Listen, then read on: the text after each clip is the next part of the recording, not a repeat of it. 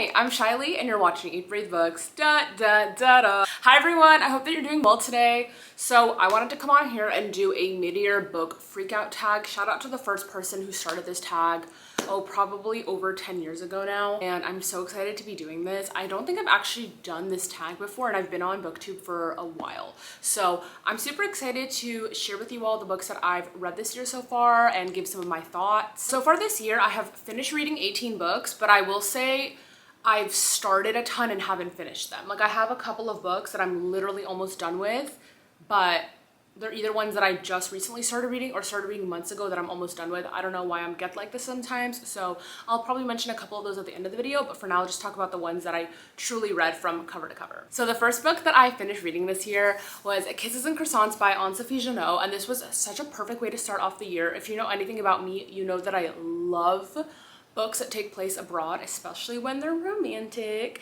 So this one's a YA novel, and can you guess? Yes, it takes place in Paris, and it's about a girl who's an aspiring ballerina, and she gets into this super exclusive competitive ballet program over the summer in Paris for 6 weeks before she heads off to college.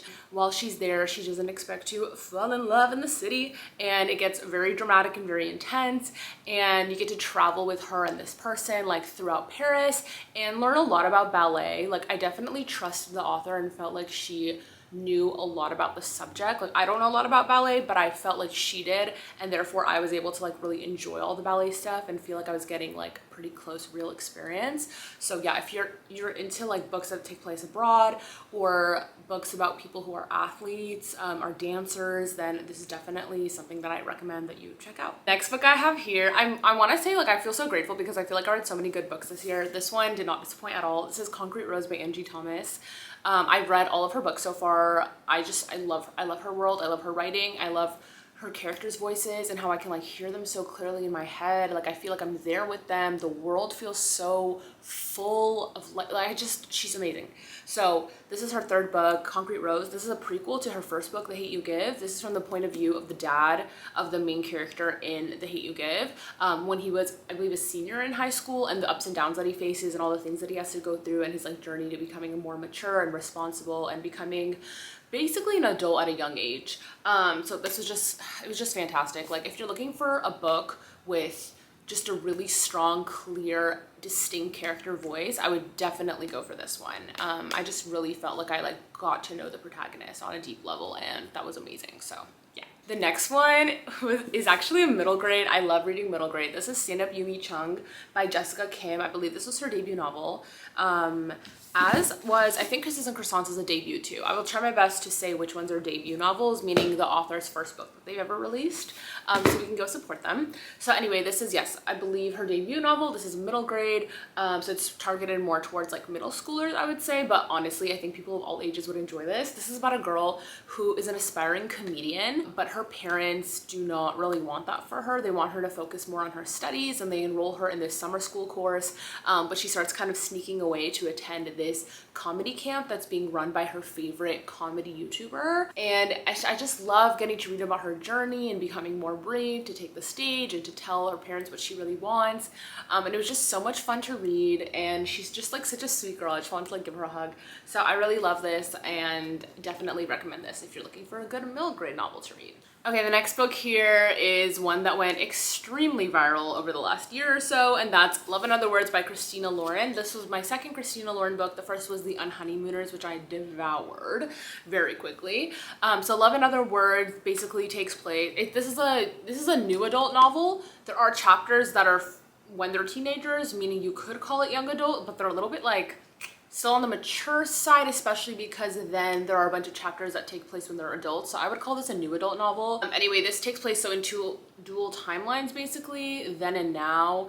So it's about these two people who are now maybe like 30, I'm not sure. They like run into each other after not having seen each other in 11 years. They grew up together, they used to live next door to each other, and they haven't talked in forever. And so we get to basically go back in time and figure out like, you know, what happened and see how close they used to be, and then see what's happening now. Very emotional read with a twist. I definitely really enjoy this one. I just think Christina and Lauren are just good at telling story. They're good at crafting story. They're good at making you feel something. This book has a lot of quotable quotes. I feel like a lot of people like posting quotes from this book, and I totally understand why. So yeah. The 5th book I read this year, I'm so glad I picked it up. I was eyeing it at Barnes & Noble, and the girl working there was like, you need to get that. Like, you need to get that. And then I heard people call it like a new take on the Princess Diaries, and that takes place in Japan, and I was like, sold. Can you guess what it is? I've talked about it before. Tokyo Ever After by Emiko Jean, which was a Reese's YA Book Club pick. This is a debut novel as well. This is about a girl who basically finds out that she's a princess. So during her senior year of high school, instead of like being at school, she moves to Japan to get to know her father, who she's never known, learn what it is to be a royal. She has beef with her bodyguard. I love that. Yeah, it was so fun just being there, like in Tokyo and in the palace, and getting to know like the people in her life, and getting her to see her try to transition into this like very new and difficult role. And I'm so excited because Tokyo Dreaming, which is the sequel, just came out at the end of May, and I have it, and I'm so excited to read it. Definitely, probably will be my next read. I'm just really thrilled. So yeah, really love this one. Definitely, if you love Princess Diaries, like, I would pick this up. The next book I have. Okay, so I love Lynn Painter as a person. I love Lynn Painter as a writer. I love Better Than the Movies. That was her YA debut. So incredible. I've talked about it on here before. I love that book so much. I saw someone just hyping it up on TikTok like maybe last year, and yeah, it was last year because it's not in this video, and somebody was just like, oh, you have to read this, and I wish I could remember who so I could thank her. But anyway, added it to my cart, read it, devoured it, loved it. When I found out that she's releasing her first new adult book, I was like, I'm picking that up. Mr. Wrong Number by Lynn Painter. Basically, this young woman, I guess, she's pretty young. She's like in her early 20s. Her life is in turmoil. Like, she just made so many mistakes, and she moves in with her brother, and her brother's best friend's brother is the roommate, and she does not like the best friend. She's a lot of beef with him. I think we all see where this one goes. Honestly, the protagonist was so chaotic, and I just felt like Lynn painted her so well. Like, I could like literally like picture her like tripping on the floor. Like, she's like that clumsy, chaotic, quirky person, but like not in a cringe way, like in like a believable, fresh way, you know what I mean? So yeah, Lynn Painter's a great writer. I'm just really excited for her YA book to come out. Her next one, it's called The Do-Over, and I need it now. I literally need it now. The next one here, I'm going to flex for a second. I met the author. If you haven't watched my LA Times Festival of Books vlog, I highly recommend it. It's called, I can link it down below, but it's called like Meeting Christina Lauren, Josh Peck, blah, blah, blah. Basically, I just got to meet authors, which I feel super grateful for. I had a long conversation with Michelle Kwok about why it's totally okay to write unlikable female characters. And yeah, she like signed my book, which was super sweet, and she's just like such a nice person, and I love her. And this is her debut novel. I read a lot of debuts this year. I'm really into reading debuts. Like, I love reading people's first books. Like, I think it's important to support people from the get-go with their careers. Pre-order if you can, to support them and to show like the publishing company like, oh, people are really down for this author, we want more work from them, we're excited and it's not even out yet, or buying it during release week or whatever it is. Obviously, if you can, if that's feasible for you. Like, also, Kindle is a really great option, downloading the Libby app, the library. I mean, there's so many ways to support. I also just get excited. I get excited to read from new people. I see, you know, new authors like posting on Twitter and things like that, and that's kind of how I find out about debuts. So anyway, this one was really good, and this is called Not Here to Be Liked by Michelle Kwok. This is a YA novel, and this does have an unlikable female protagonist, and even I got like frustrated with her sometimes, but like, that is okay. Like, that is okay. And the thing is, I will tell you, like, there's so much fantastic commentary on here about like, oh, if a girl does this, she's bossy.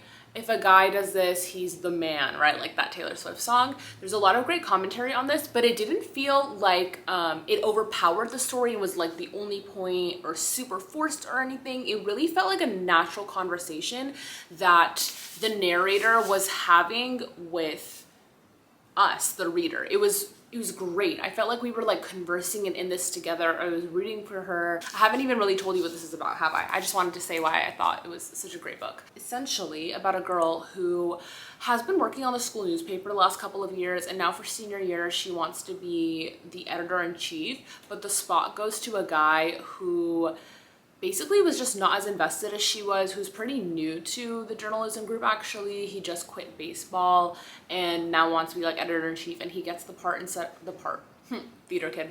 He gets the role I guess, the job instead of her, and she feels like it was an act of sexism and that he didn't really deserve it. Then she starts falling for him. So that's fun to read about. But I will say, like, the romance isn't like the biggest thing in this book, but it is nice to read about.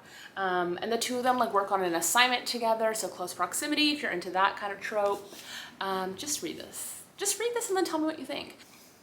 The next one should come as no surprise. This is definitely a reread for me, and that is Anne and the French Kiss by Stephanie Perkins, another set abroad YA romance that takes place in Paris. This is about a girl, I've talked about this so many times on my channel. This is about a girl who goes to Paris for senior year of high school. Her parents ship her off to a boarding school, and she falls for this guy who's like French and British, and I just love reading their love story.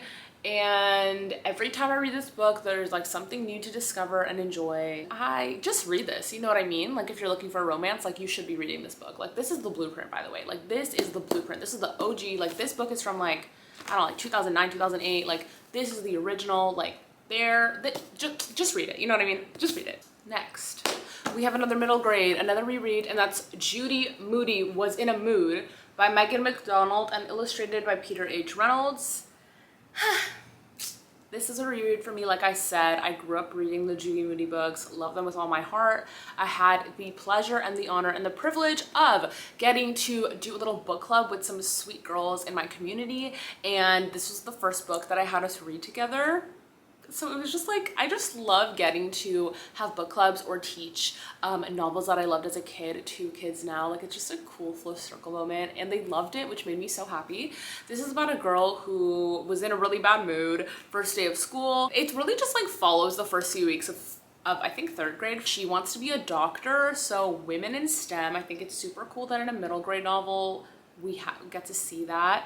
This is not the only women in STEM book I read this year, so if you can guess what it is, haha, but that's going to be coming towards the end of the video. Anyway, I loved reading this. I really recommend this middle grade novel. Like, you should check it out if you're looking for one. The next book that I read this year is Along for the Ride by Sarah Dessen. I'm not gonna lie, I read this in anticipation of the Netflix film, which I did watch recently. I haven't given my thoughts on it on the channel yet, but yes, I read this, then I watched that a few weeks later.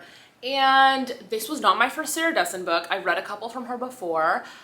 This one is about a girl who spends the summer at in this beach town. We love beach town stories. Anyway, this protagonist basically didn't grow up having a lot of friends. She was very much like in the adult world, and so like in this book, she starts making like friends her own age and connecting with this guy who used to be a biker and now for some reason is not. And they spend all their nights together, like running around town and having adventures, because they both don't sleep during the night for like different reasons, like things that have happened in their life, and so they like connect over that. This is like, Sarah Dessen is very much like OG blueprint YA romance writer, but like not only romance, there are always like other themes and like heavier topics laced throughout her stories, but there is always like some romance in it. So anyway, yeah, this was Sarah Dessen book that I read this year. The next one is another reread. One of my favorite books, one of my favorite trilogies of all time that I grew up reading. I think the first time I read it was probably in middle school. I think middle school, maybe high school, but I feel like, I don't know. I don't remember. It was a long time ago. But this is The Summer I Turned Pretty by Jenny Han. I love the show, by the way. I just have to say, like, ooh, I love the show. But anyway, yeah, this is The Summer I Turned Pretty. If you don't know what this is about, that's totally cool. This is the first book in a trilogy, meaning 3 books. It's a young adult, and it's about this girl named Belly. Well, actually, her name is Isabel. And every summer, she and her mom and her brother go stay at a beach house in a beach town, love it, with her mom's best friend and that mom's 2 sons. So it's 6 of them together. The dads aren't really there. Sometimes they come and visit here and there, but the beach house is for the girls and the boys. Now she's considered more pretty. Like, she basically had a glow up, and now she's starting to actually have like tea and drama and romance with these brothers. Hi, sorry about that. My camera died, so the angle may have changed a little, but I was talking about The Summer I Turned Pretty. Honestly, good vibes, beach vibes. Just read it. It's fun, especially in the summertime. Then I read A Chauffeur Too by Tashi Bouillon, which I was super excited for because I really liked her debut novel, Counting Down With You. This one is about a girl who wants to get into film school and win this film competition. This is a YA. She's a senior in high school, and she basically gets off on the wrong foot with this guy who's actually an actor, and he's gone undercover at the high school to like learn how to be a proper high schooler before he starts filming for this big film franchise. And she wants his help. She wants him to be in the movie because she thinks that'll help her win the competition. And then he also like needs her help because he wants to win this photography competition. So the two of them basically like band together, explore New York City together. Then I read, well, actually reread It's Not Summer Without You by Jenny Han, which is the second book in the Summer I Turned Pretty trilogy. And there were things in here that I just totally forgot happened. So I was shook all over again, which was just so much fun. So again, good beach vibes. Pick this up. Then I finally read this book that I had kept seeing at Barnes & Noble and then finally picked up one day. I think I actually picked it up in a vlog, if I'm not mistaken. I'm not sure. I have a ton of book shopping vlogs. If you haven't watched them, I have like a whole playlist on my channel that you can check out. Anyway, this is The Summer Broken Rules by K.L. Walther. This takes place in Martha's Vineyard. This is about a girl who's actually dealing with some grief, and she returns to Martha's Vineyard after like 2 years or so of being away. She's there with a ton of family members because one of her cousins, I believe, is getting married. So it's her, like this side of the family, that side of the family. And then she meets a guy there, and they start basically banding together and decide to form an alliance as all the families play the game Assassin together. So it was just a lot of fun to read about the game of Assassin and like the, you know, obviously the setting of Martha's Vineyard and all the family dynamics and everything. So this was just really good. I devoured this in a day. I had this like amazing period where I just like literally I just devoured this like, and I also devoured this next book, Every Summer After by Carly Fortune, which is also a debut novel. And this one is about, it's basically like Summer I Turned Pretty meets Love in Other Words. Basically this girl like returns, or young woman I guess, returns to the lake town where she used to spend her summers for several years. She grew up next door to these brothers. She hasn't talked to them in over 10 years, and now she's back for a weekend, and you basically get to see like, you know, their chapters in the past, like seeing them grow up together, how it was then, why they haven't talked in forever, what their dynamic is like now. And yeah, this has a lot of hype for a reason. So yeah, if you're looking for those good, you know, summery lake vibes, then this is the book that you should pick up. This is the last book that I finished reading, but then I'll talk about some that I'm like in the middle of. So this is The Love Hypothesis. This is the other women in STEM book that I was talking about when I was hyping up Judy Moody. Basically, the protagonist is a PhD candidate, woman in STEM, and she fake dates a professor. Not her professor, just another professor at the university. And yes, it's just a fake dating story between two science-loving people. And it was just a lot of fun to read. I thought that the protagonist's thoughts as she was going through this fake dating scheme were pretty like realistic and believable. So that I really enjoyed. And I'm excited for Ali Hazelwood's next full novel, which is called Love on the Brain. It actually comes out on my birthday, August 23rd. So I am super excited to pick that one up when it comes out. As for some books that I'm in the middle of, I won't talk about all of them, but I'll talk about two that I'm basically done with. When We Were Them by Laura Taylor Namey. I just loved her book, A Cuban Girl's Guide to Tea and Tomorrow, so I had to pick this one up. This one was a lot more like emotional, I will say, but very beautifully written. It's about these three girls who kind of are beefing in their last week of high school. The protagonist basically did something to hurt them or betray them. We're not really sure what, but she has a week to come up with an actual reason for why she did what she did instead of just excuses. So she kind of like searches through their past over the last couple of years. So it takes place like then and now. I've been reading a lot of books that have like multiple timelines. So yeah, this is just like very poetic and very beautiful and just really enjoying it. I have a little bit left to go though. And then the camera's sitting on top of it right now, but I'm in the middle of reading, actually more than in the middle of reading See You Yesterday, which is Rachel Lynn Solomon's newest YA, which takes place in college about two people that are stuck in a time loop. So basically they keep repeating the first day of college over and over again together, and I'm just loving it so much. So overall, I will say I feel so grateful because I got to read so many amazing books this year. Like I said, I reread several books. I read young adult, new adult, debuts, and we're only halfway through the year, so excited to see what I read as we continue forward. A couple of the videos I would love to do are, I want to do a more in-depth what I read in June video, but if that's not something you guys are down for because you feel like it would be repetitive, definitely let me know. I also want to do another, you know, book haul video. Of course, more Barnes & Noble vlogs will God willing be coming your way soon, I hope, you know, and throughout the summer. I also want to do a summer TBR video, so books I want to read this summer. If you're interested in that, definitely let me know because I think that would be so much fun. Anyway, thank you so much for watching this video. Please subscribe, like the video because it helps me out, and leave a comment, and I will talk to you all soon. Bye!